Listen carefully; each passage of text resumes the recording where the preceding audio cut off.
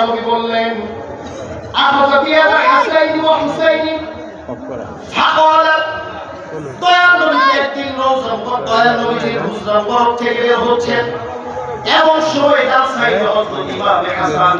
আর সাইডে হযরত ইমামে হুসাইন দুইজনের হাতটা বললেন বিয়াদাইহি দুইজনের হাত ধরার পরে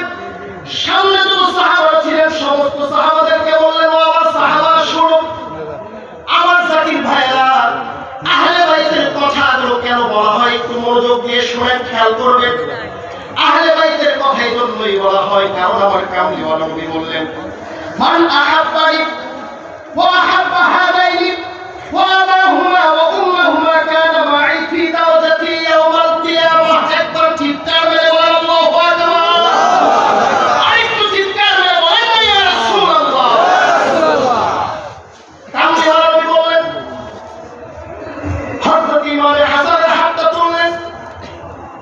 ইমামে হুসাইনের হাতটা তুললেন ও আমার সাহাবারা শুনে নাও যে আমাকে ভালোবাসবে